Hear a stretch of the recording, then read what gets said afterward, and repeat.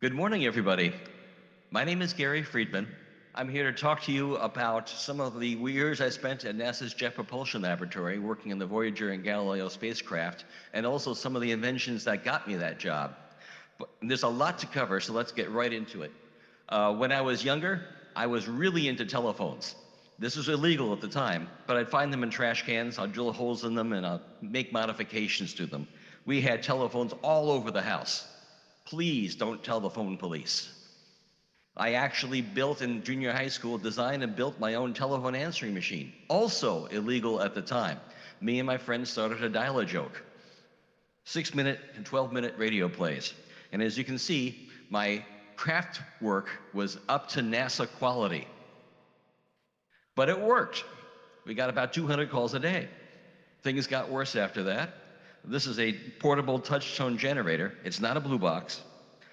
You hold it up to the mouthpiece of a dial-tone first payphone, and you can get free phone calls. Because in the general telephone area, you have to put in a quarter and it reverses the polarity, enabling the touch-tone pad. What idiots they were. The space in this device was so tight I had to take the casing off the 9-volt battery in order to get everything to fit. I was really into telephones so much that I actually had to build my own shoe phone. And the reason the need for this came about was because everywhere I went, people would ask me, Gary, you're into phones. My telephone extension, I can get a dial tone, but I can't dial out. Gary, my extension over here, it doesn't ring. What can I do? And I've always wanted to have the same tools that a telephone repairman had on their belt. So I built this for me, and just to make it hard, I had it put into the sole of a Nike running shoe. And this had everything that a telephone repairman had on their belt. The right shoe had the actual phone, which is potted in plastic, so that you'll be able to put the sole back on and run on it. The other shoe had tools in it, like wire strippers, screwdrivers, alligator clips, things like that. Everything I needed. It was great. And just to make it hard, I put it into the sole of a Nike running shoe, which was known for having very, very thin soles. This got me into the Guinness Book of World Records. And by the way, I was bored during college, okay? That explains a lot. This got me into the Guinness Book of World Records in 1980. Whenever I give a talk for a high school career day, I always open up with the shoe phone, and I got their attention instantly. I had a few brushes with commercialization of my products. Some of them didn't go too well. This one was back in the days of wired telephones. You know, this is before cell phones, this is before cordless phones, and the shoe phone was from that era also. My first condo had a room on every floor. So if I ever wanted to switch telephones during the middle of a conversation, I had to put the phone down, run upstairs, pick up the extension, run downstairs, hang up the original phone, run upstairs, and then continue the conversation. Nuts to that. I built this. It plugs into your telephone line anywhere, and it's always listening in. If you want to put your call on hold, you press the pound button and hang up. It puts 600 ohms on the line. You go upstairs, pick up the extension, it senses the drop in line voltage, and then it releases. Great. I won't go into what happened trying to commercialize that, but I still have this to my day. Yesterday, we heard about the Sprint, the origins of Sprint, and MCI was the same. A law firm was using both Sprint and MCI extensively, and they could not stand the process that was required to access the system. First, you have to dial a local number, then you have to wait 7 seconds, then you have to dial a 5-digit access code, then you dial an area code and the number. These lawyers were going nuts because they were making long-distance calls all day long. So they hired me, and I designed and built a whole slew of these one-button boxes, and they got slapped on the side of a 9-line telephone. To make a phone call, you press the one button, and it will dial the local number. It will wait 7 seconds. It will dial the local access code. And then the lawyers would just dial the area code and the number as normal. They loved it. I kept one for myself. This was a completely homebrew project. I even designed and drilled my own printed circuit boards using the old-fashioned light-sensitive PCB, where you expose it with some plastic and then you develop it. It was a whole big deal. This was entered into a UCLA design competition in 1984, and the first prize was a Hewlett-Packard 41C calculator, the best calculator on the planet. Not only could it do everything, it had continuous memory, it had alphanumerics, so if you turned the calculator off, it remembered all your programs. The TI-59, which was the standard of the day for most engineering students, it couldn't do any of that stuff. Most important to me was the fact that it had 4 ports along the back. These were designed to accept things like printers and barcode readers and magnetic card readers, and it turns out you can also plug in an 8-bit bidirectional port. And boy, did I have fun with that. This is before Arduino was around, so I used my HP41 as a controller. I was into photography back then. I loved to take time exposures, but the problem with time exposures, especially with film, is you never know how long to keep the shutter open. So I programmed my calculator to hook up to my camera, and it would try different exposure values. 2 seconds, 4 seconds, 8 seconds, 16 seconds, 32 seconds. One of those will be right, but you never know which one. So it would do that while I was inside sipping coffee where it was warm. It was nice. It worked well. And my construction standards had improved a little bit by that time. I also had a black and white darkroom. Darkrooms are a lot of dog work, and I used my HP41 calculator to automate quite a bit of it. The first thing it did was it was able to turn the enlarger on and off. Not a big deal. Then I hooked up a light sensor, and it was able to take 3 readings of the negative, the darkest part, the brightest part, and the 18% grayest part. And it would calculate an exposure time and a polycontrast filter number to make sure that the dynamic range of the print would match the dynamic range of the negative. Then you push a button and the enlarger goes on for the correct amount of time. But wait, there's more. You had to put the prints into the chemical baths, and I had programmed my HP41C to actually give unique audible chirps whenever it was time to move the print from the fixer to the wash and from the wash to hang up to dry. So this way I could just concentrate on the creative stuff, and the HP would take care of everything for me. I hooked it up to the same VC01 synthetic speech chip that Stephen Hawking made famous in his wheelchair. That worked, and then I took that same speech synthesis chip and I put it into a very forward-thinking telephone answering machine. Not only could it speak to you using a speech synthesizer, but you could talk to it using a push-button phone. The most important part of this for me was a relay in the lower right-hand corner, which allowed me to turn any appliance on and off by remote control. I could flush my toilet from Asia Minor. It was cool. In addition to that, you could give your friends special codes, and it would print out. Whenever you got home, you would know that these are the colors you want to return first. And if you weren't home, you could call in to get your messages, and it would read you this list first, so you know here's the priority of calls to return. This and many other inventions led to my first job out of college. This is the NASA's Jet Propulsion Laboratory in Pasadena, California. NASA is the only site that deals with robotic space exploration. Every other NASA site out there has to do something with either the space shuttle or with astronauts or returning people safe to Earth. JPL's mission is just exploration of the solar system using relatively inexpensive robots, and their return on investment in terms of knowledge per dollar spent exceeds any other NASA site. Some of JPL's most famous missions are these. Most of you probably know the Voyagers 1 and 2, which Carl Sagan was a big fan of. Most of the kids today know the Mars rover. There was also Cassini, there's Pioneer 10 and 11. At one time, Pioneer 11 was the world's longest teleoperational link. Now Voyager 2 holds that record. I was working on the Deep Space Network. After the signal travels billions and billions of miles away, lands on one of these 3 antennas, which are strategically placed in equal distances around the world. So no matter what time of the day or night, there was always going to be an antenna listening to these spacecraft, and we can always talk to it as well. All that data converged onto a building in Pasadena, and it was my team's job to take that information, decommutate it, and then send it to the principal investigators. Most of the time, the principal investigators got it by 9-track tapes and hex dumps on printouts. When I was a summer hire, my first job was to interface with this UNIVAC 1219 on the right. It had flashing lights on the front panel, just like every other computer in the 1940s and 50s. The great thing about this was you can actually see all the registers and the memory locations, and if you press a button, it flips the bit. And each one of those lights in there was a 90-volt neon bulb. So these things were really power hungry, but incredibly reliable. They were originally used for pointing ships on frigates, pointing guns on frigates.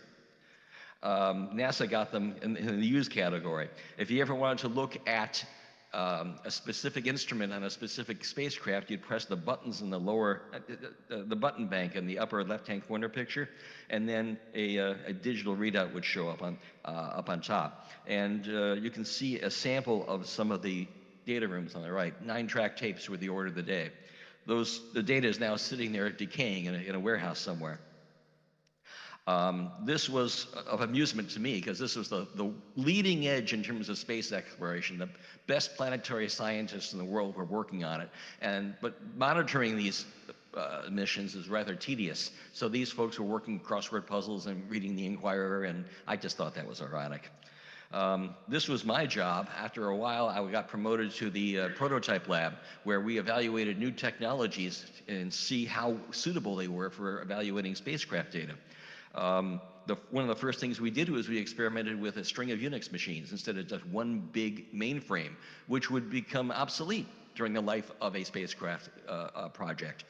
So if we had a whole string of these things, you'll be able to upgrade a particular box here and there whenever somebody came out with something new. The important thing is make sure you adhere to industry standards. Over there, we also evaluated the next machine, which you are all familiar with. This is how the Galileo team got their data. The hardware was frozen in the 1970s, and it didn't really launch until the 1990s. So this is how the principal investigators got their information. I was experimenting with something that principal investigators never saw before, the ability to take these graphics Unix workstations and see the data in graphical form seconds after it hit the Earth. This blew people away. Now, in hindsight, well, so what? This is inevitable. This is intuitive. Of course it was going to happen, but nobody had seen it before.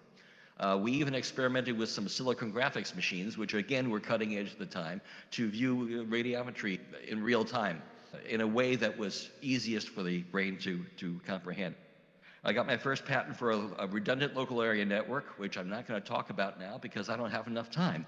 I also invented a keyboard for astronauts because when you're floating away and hitting a keyboard, you're going to float up an equal and opposite force to what you're pressuring the keyboard. So it was called a data egg because the original prototype was a plastic Easter egg with multiple buttons on it, and you strap it to your hand.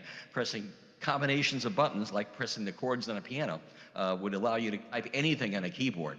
This was actually designed to be easy to remember. Don't forget, back in those days, the Palm Pilot was so compelling that people learned a new way to type in order to interface with it. So I've learned if the benefits are compelling, people will learn how to use it.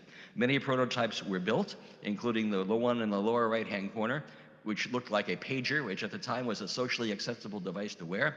The reason I needed it is because I had so many ideas so often, if I didn't write them down right away, they would evaporate completely.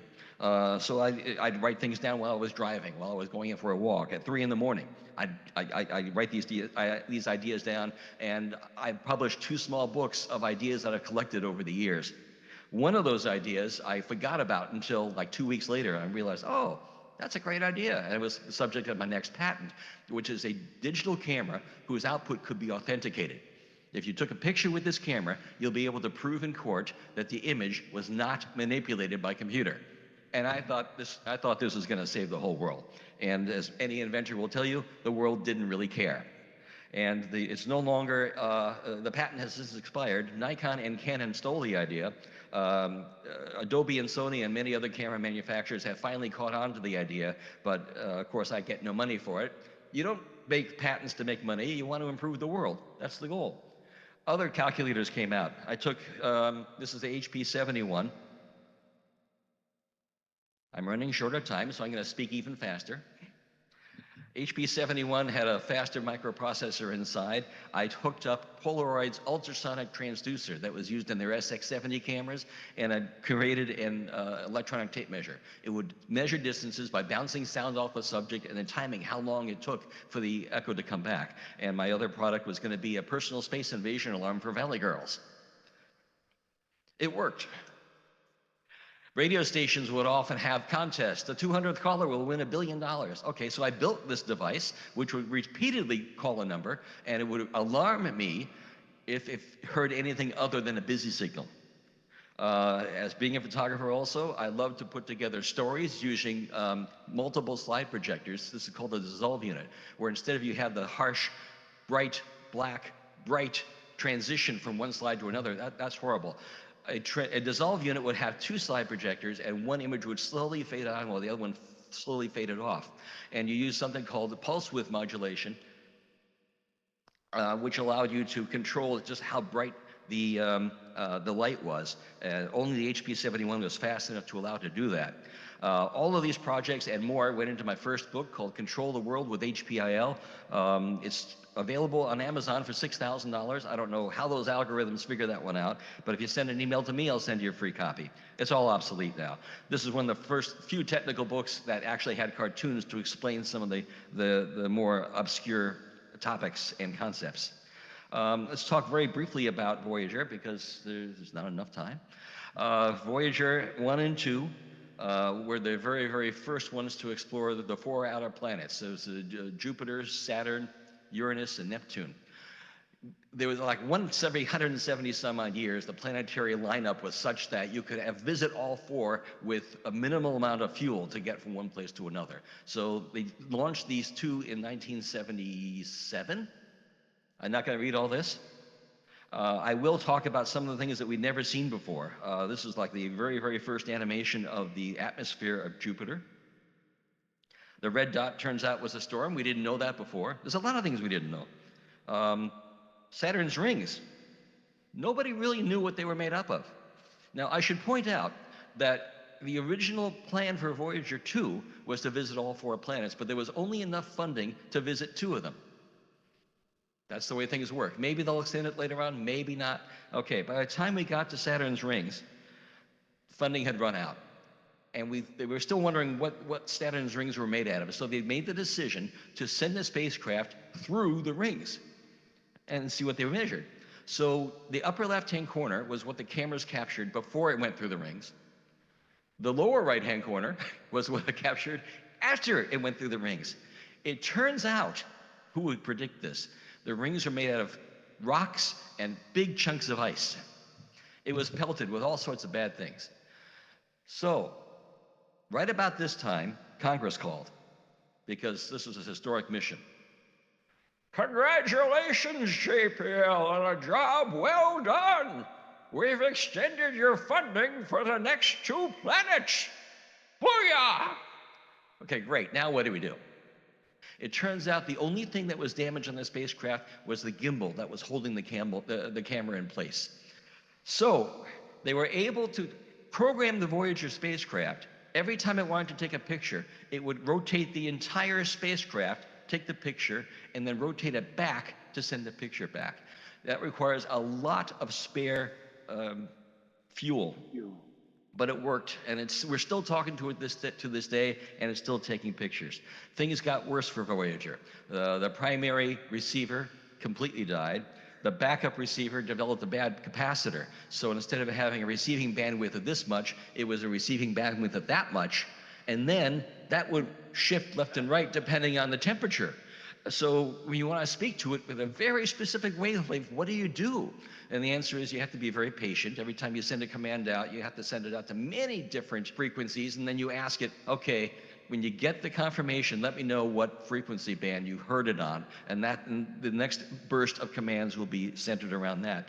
Onboard memory failed, and if you ever watch the science news, every so often Voyager has another failure, and 2 weeks later, the team at JPL, the same ones who've been working on Voyager since '77, have been able to fix it by remote control. Yay. When I was there, Voyager was heading toward Neptune and Uranus.